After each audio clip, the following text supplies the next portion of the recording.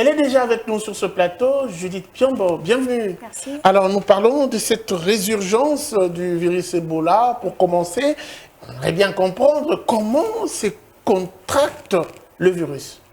Alors ce virus se contracte par le contact direct avec des fluides corporels tels que le sang, la salive et tant d'autres, ou même lors de l'abattage d'un animal. Alors à quand remonte la première apparition de ce virus? C'est en 1976, premièrement à Nzara, qui est une ville du Soudan du Sud, allais-je dire. Ensuite à Yamboukou, qui est une petite localité du territoire de Bumba en RDC. Alors parlons un tout petit peu, avant de prendre le dossier, de la durée, l'incubation de cette maladie. Alors la durée d'incubation ou la période d'incubation de cette maladie part de 2 à 21 jours. Quels sont les symptômes? Les symptômes, fièvre, diarrhée, saignement ou hémorragie et tant d'autres symptômes aussi. Alors, qu'est-ce que votre dossier aimerait préciser ce matin? Déjà, le rapport médical parvenu au ministère de la Santé le 7 février 2021 indique qu'il y aurait un nouveau cas d'Ebola au Nord Kivu, alors que le ministre de la Santé, Eteni Longondo, a déclaré officiellement la fin de cette 10e vague au Nord Kivu depuis le 25 juin 2020. Il s'agit donc de la personne contaminée, c'était une femme cultivatrice de 25 ans, mariée à un homme qui a été... Elle a 25 ans. Et 42 ans. 42 ans. 42 ans, allez-je dire, en Oui. fait. Elle a 42 ans et elle était mariée à un homme qui a survécu à cette maladie. Et elle a présenté des signes typiques de cette maladie le 1er février et elle serait décédée le 4 février d'après le ministre provincial de la Santé, Eugène Zanzu. Okay. Et s'il faut remonter un peu le temps ou mettre le rétroviseur, la dernière vague de la partie est du pays a eu lieu le 25 juin 2020. Alors, on se demande, plus ou moins après 8 mois, comment ça se fait qu'une personne qui soit contaminée par son mari, qui était déjà malade il y a 8 mois passés, ait survécu? Comment elle a fait pour survivre à ça? La question qui se pose, s'il faut réfléchir à ce sujet, on doit savoir, est-ce que c'est une histoire montée de toutes pièces? Est-ce que la source de sa contamination n'a pas été bien remontée? On se demande tout ça, ou c'est carrément, on se demande aussi si c'est une arnaque, puisqu'on a eu à faire face, ou le pays, la province a eu à faire face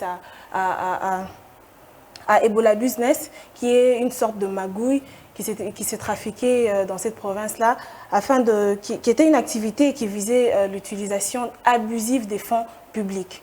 Et il y a les bailleurs des fonds qui ont eu à encourager le gouvernement congolais afin de lutter contre ce phénomène. Et ça marchait même, puisqu'il y a 3 mois en arrière, c'était un phénomène qui a réussi.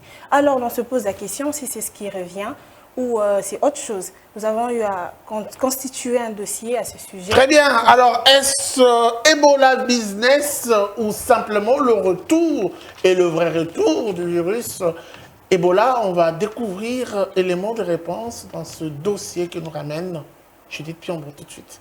Dans ce rapport médical du ministre de la Santé, une révélation est mise à jour. Un nouveau cas de décès dû au virus Ebola dans le Nord Kivu, précisément dans le territoire de Lubero. Il s'agit d'une femme âgée de 42 ans, épouse d'un survivant de la maladie qui aurait été guéri depuis 7 mois.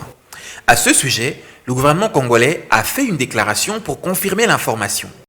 Un autre communiqué est celui du ministre provincial de la Santé de Butembo, le docteur Nzanzu Eugène, qui revient sur la chaîne de contamination. Nous avons déjà listé les contacts.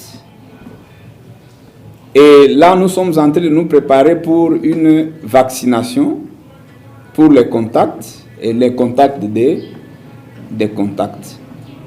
Et nos équipes sont à pied d'œuvre pour pouvoir mener d'autres actions avec la communauté pour qu'elle comprenne que voilà, nous avons encore une menace et que tous nous devons nous unir, travailler main dans la main pour endiguer cette épidémie le plus rapidement. Mais la question qui se pose sur les lèvres de plusieurs observateurs, serait-il encore une nouvelle forme d'Ebola business? L'OMS aurait déjà déployé des experts dans la province pour une intervention d'extrême urgence.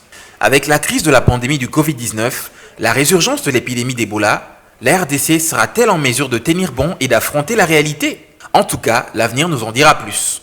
Rappelons que la RDC a déjà reçu un financement de 40 millions de dollars pour faire face à cette épidémie. Voilà, on se rend compte qu'il y a vraiment de quoi se poser toutes ces questions et on a quand même tenté d'y apporter des réponses, mais je me dis le gouvernement congolais doit veiller sérieusement pour que Ebola Business ne prenne pas corps, puisque déjà avec toutes ces spéculations et à ces sujets, nous avons même un invité qui sera reçu. Il faudrait qu'il y ait une sorte de rigueur au niveau du gouvernement pour que cela ne soit pas un mal ancré en République démocratique du Congo. Justement. Merci beaucoup, Judith Piombo.